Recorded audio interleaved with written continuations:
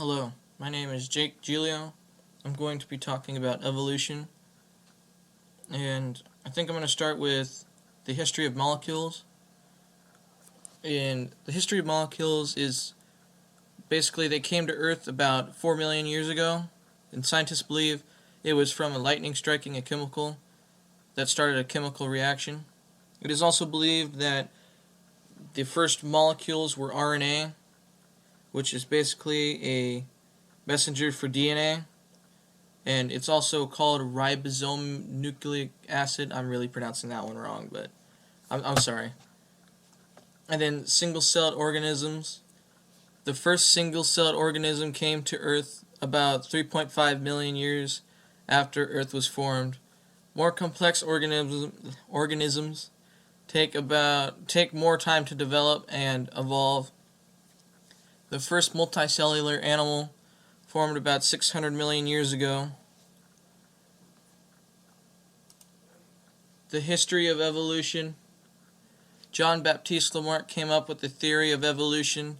Then Charles Darwin and Alfred Russel Wallace published a sort of remastered version of Lamarck's theory, which I think, John Baptiste Lamarck came up with the idea. He's all like, I think that this monkey is going to turn into, he's going to evolve and start walking, and then eventually he'll turn into man, and that's how we became humans. And then Charles Darwin and Alfred Russel, I think they started expanding on that and trying to explain how that happened, not just the idea of it. And then Darwin's observations when he did that were overpopulation, all animals will reproduce and their offspring will grow to adult form. Variation, there are these varieties between members of the same species. Adaptation, traits that increase suitability to species environment will be passed on.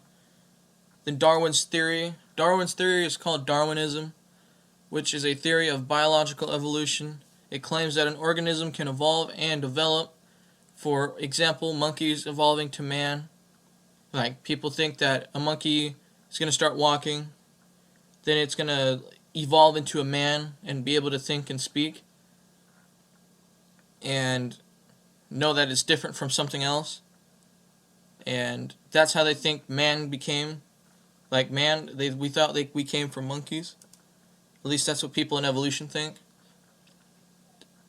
And then there's natural selection.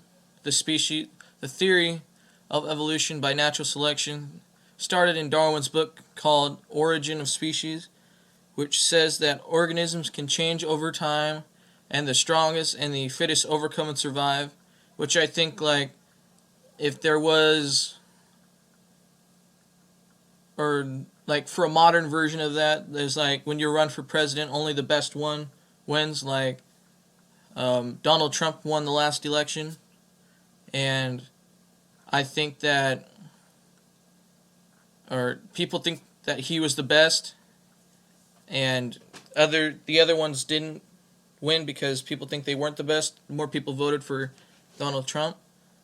But anyways, the speciation, the form of a new distinctive species in the course of evolution.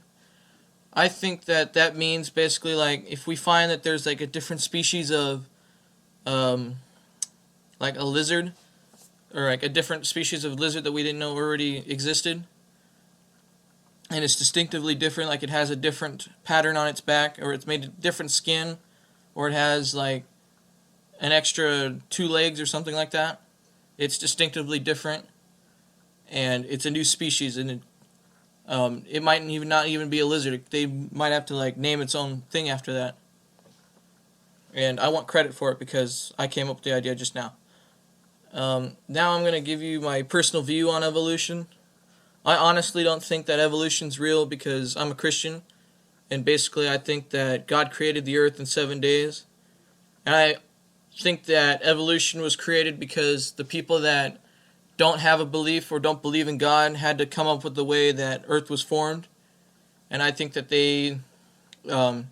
I do believe that the Big Bang was real, but I don't believe that evolution's real, like monkeys turning into man, because they're always trying to recreate it and it doesn't work, and monkeys aren't turning into humans today, and that's what I don't understand. Is like, why aren't they doing it now? But like other things I have to say is like, I don't think that